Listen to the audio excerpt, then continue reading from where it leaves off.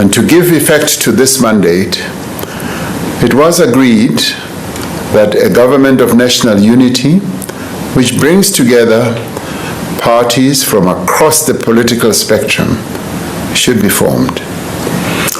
This government of national unity would be bound by certain fundamental principles and would undertake a basic minimum of program of priorities that affect the lives of the people of South Africa. Following discussions over the course of the last few weeks, a total of 11 parties have elected to work together in government as well as in parliament. These are the African National Congress, the Democratic Alliance, the Patriotic Alliance, the Inkatha Freedom Party, Good Party, Pan-Africanist Congress of Azania, Freedom Front Plus, United Democratic Movement, Al-Jamaa, Rise Mzansi, and the United African Transformation. The partnership between the GNU parties is guided by a statement of intent which outlines fundamental principles and a minimum program of priorities.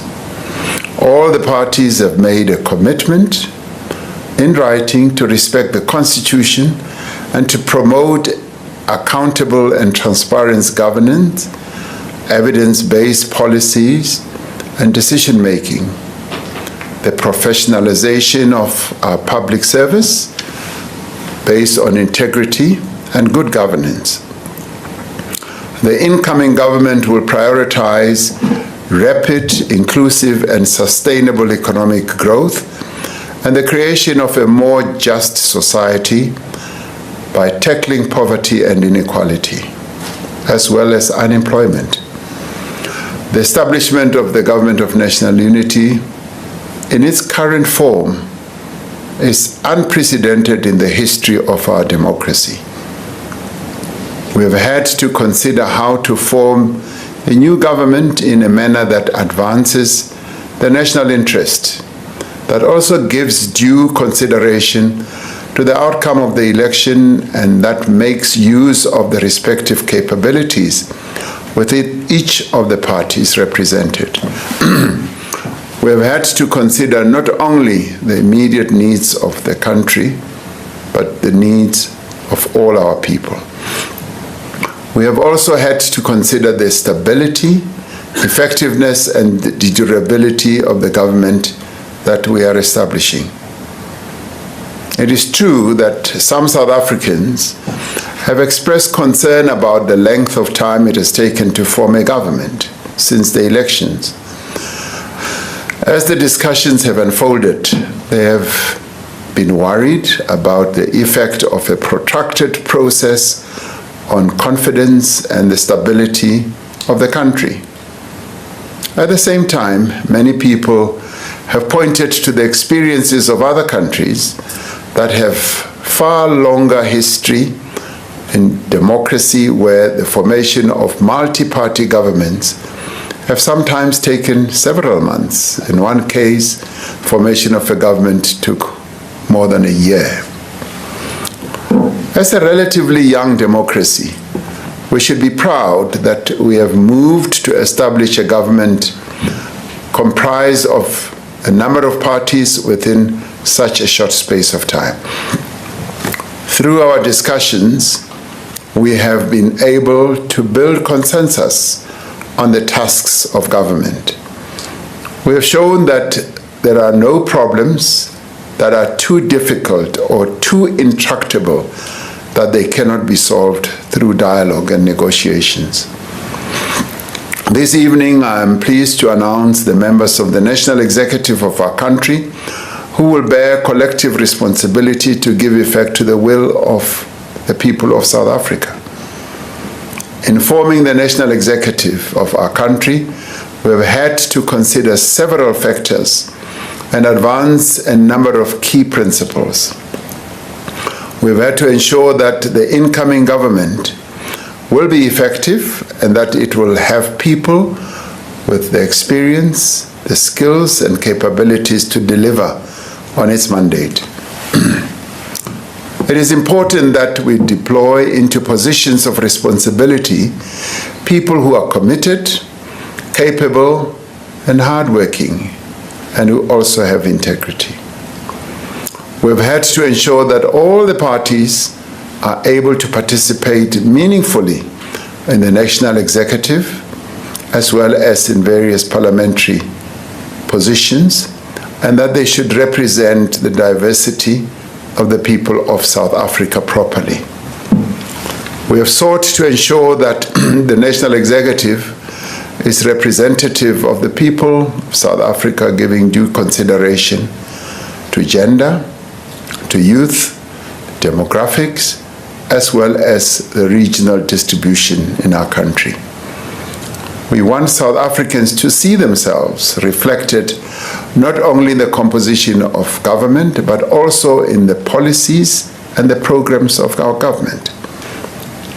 Given the challenges that our country faces today, and considering the electoral mandate this government must implement, and I mean that we must work hard to ensure that we achieve all the goals that we have set out.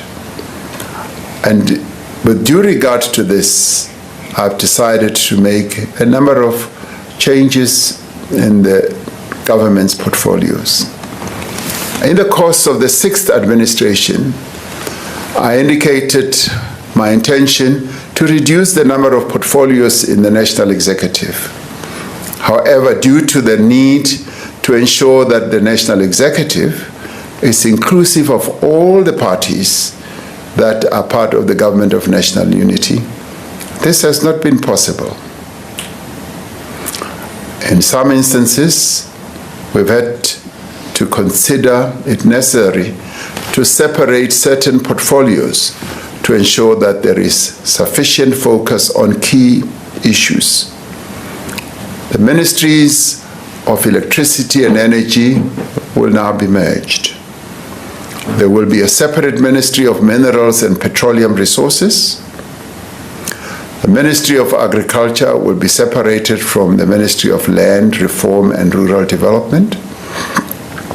The Ministry of Higher Education will be separated from the Ministry of Science, Technology and Innovation. The Ministry of Justice and Constitutional Development will be separated from the Ministry of Correctional Services. There will no longer be a Ministry of Public Enterprises. The coordination of the relevant public enterprises will be located in the Presidency during the process of implementing a new shareholder model. However, various key institutions will be reporting to the various ministry for policy matters.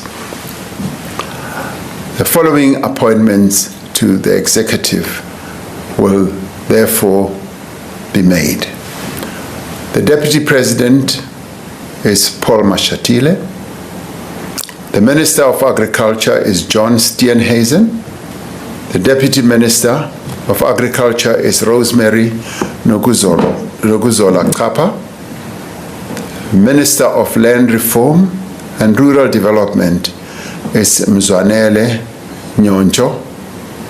Deputy Minister of Land Reform and Rural Development is Chupu Stanley Matabata. Minister of Basic Education is Siviwe Kwahube. Deputy Minister of Basic Education is Regina Mahaule.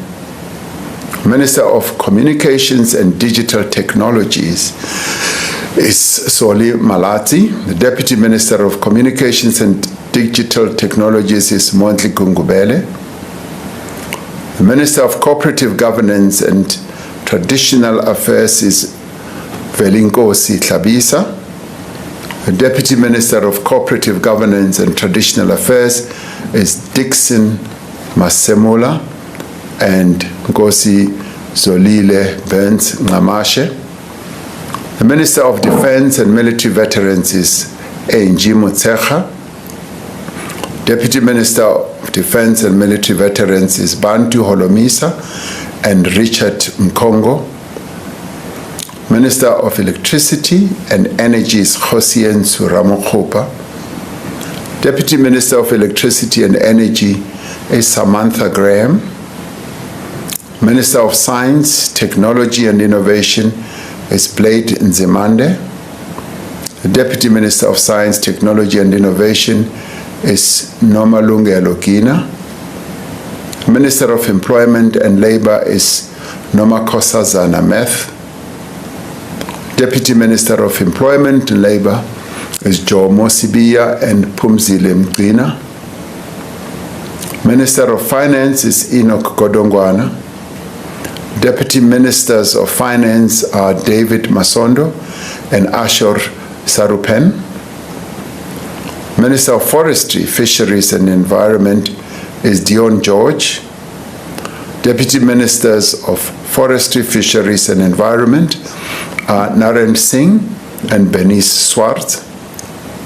Minister of Health is Dr. Aaron Mutwaledi. Deputy Minister of Health is Dr. Joe Patla. Minister of Higher Education is Dr. Nobuhle Nkabani. The Deputy Ministers of Higher Education are Buti Manamela and Dr. Mimi Gondwe. Minister of Home Affairs is Leon Schreiber. Deputy Minister of Home Affairs is Njabulo Nzuza. Minister of Human Settlements is Mamoloko Kubai. Deputy Minister of Human Settlements is Thandi Mahambeshala. The Minister of International Relations and Cooperation is Ronald Lamola. Deputy Ministers of International Relations and Cooperation are Alvin Buotes and Thandi Moraka. Minister of Justice and Constitutional Development is Tembing Kadimeng. The Deputy Minister of Justice and Constitutional Development is Andries Nel. The Minister of Mineral and Petroleum Resources is Gwede Mantashe. Deputy Minister of Mineral and Petroleum Resources is Judith Nemadzinga Chabalala. Minister of Planning, Monitoring and Evaluation is Marupini Ramokhopa.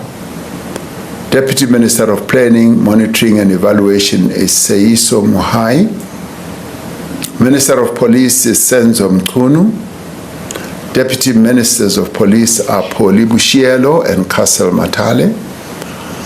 Minister in the Presidency is Kumbuzo Nchaveni. Deputy Ministers in the Presidency are Nongeba Mhlauli and Kenneth Murolo. Minister of Public Service and Administration is Nkosi Mzamo Buthelezi. Deputy Minister of Public Service and Administration is Pinky Kekana. Minister of Public Works and Infrastructure is Dion McPherson. Deputy Minister of Public Works and Infrastructure is Sihlezi Galala. Minister of Small Business Development is Delanda Beni. The Deputy Minister of Small Business Development is Jane Sitole. The Minister of Social Development is Sisisi Tolashe. Deputy Minister of Social Development is Hanif Hendricks. The Minister of Sports, Arts and Culture is Gayton McKenzie. Deputy Minister of Sports, Arts and Culture is Peace Mabe. Minister of Tourism is Patricia DeLille. Deputy Minister of Tourism is Maggie Sochu. Minister of Trade and Industry and Competition is Pax Dao. The Deputy Ministers of Trade, Industry and Competition are Zuko Godlimpi and Andrew Whitfield. Minister of Transport is Barbara Creasy. Deputy Minister of Transport is Mkhuleko Hlengwa. Minister of Water and Sanitation is Phemima Jodina. Deputy Ministers of Water and Sanitation is David Mahlobo and Isaac Siakholo. Minister of Women, Youth and Persons with Disabilities is Sindisiwe Chikunga. Deputy Minister of Women, Youth and Persons with Disabilities is Mapaseka Steve Litsike. Minister of Correctional Services is Peter Groenewald. Dr. Peter Groenewald.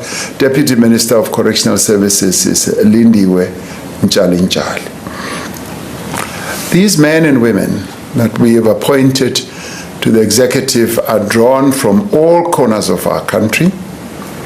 They reflect the diversity of our nation. They have a responsibility to work together to serve the people of South Africa as a whole. None of the members of the National Executive has been appointed to serve the interests of a particular constituency, a particular party, or a particular section of society. Collectively and individually, they are responsible to the people of South Africa. In the spirit of partnership and collaboration, the incoming government will work together with other formations to convene what we have spoken about a few days ago, which is a national dialogue. Through this national dialogue, all parties, civil society groups, labor, business, and other stakeholders will be invited to work together to address the critical challenges facing our nation. We call on all South Africans to participate in the national dialogue and to give their support to this government of national unity as it begins its work. As the leaders of political parties, as ministers and deputy ministers, as public representatives, we understand and accept the responsibility that we bear. We have all been called upon to serve the people of this country, and we will do so to the utmost of our ability. I thank you.